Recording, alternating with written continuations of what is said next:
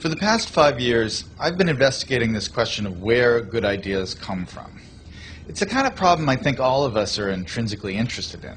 We want to be more creative. We want to come up with better ideas. We want our organizations to be more innovative.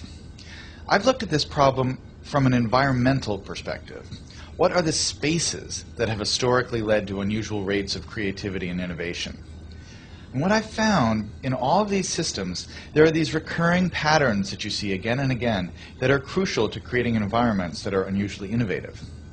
One pattern I call the slow hunch, that breakthrough ideas almost never come in a moment of great insight, in a sudden stroke of inspiration. Most important ideas take a long time to evolve, and they spend a long time dormant in the background. It isn't until the idea has had 2 or 3 years, sometimes 10 or 20 years to mature, that it suddenly becomes accessible to you and useful to you in a certain way. And this is partially because good ideas normally come from the collision between smaller hunches, so that they form something bigger than themselves. So you see a lot in the history of innovation, cases of someone who has half of an idea.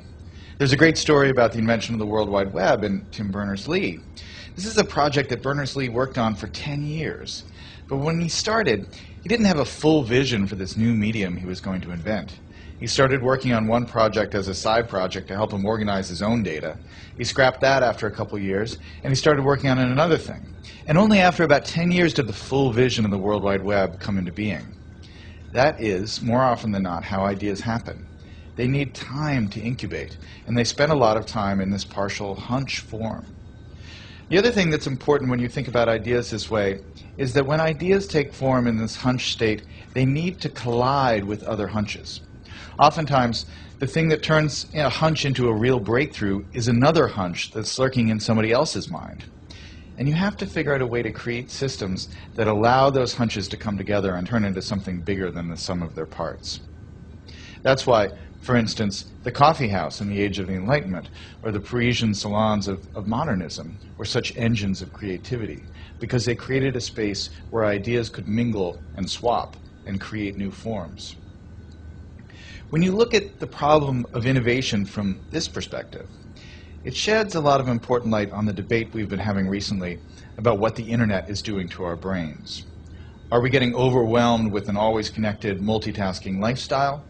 And is that going to lead to less sophisticated thoughts as we move away from the slower, deeper, contemplative state of reading, for instance? Obviously, I'm a big fan of reading. But I think it's important to remember that the great driver of scientific innovation and technological innovation has been the historic increase in connectivity, in our ability to reach out and exchange ideas with other people, and to borrow other people's hunches and combine them with our hunches and turn them into something new. That really has, I think, been, more than anything else, the primary engine of creativity and innovation over the last 600 or 700 years. And so yes, it's true we're more distracted. But what has happened that is really miraculous and marvelous over the last 15 years is that we have so many new ways to connect and so many new ways to reach out and find other people who have that missing piece that will complete the idea we're working on, or to stumble serendipitously across some amazing new piece of information that we can use to build and improve our own ideas. That's the real lesson of where good ideas come from, that chance favors the connected mind.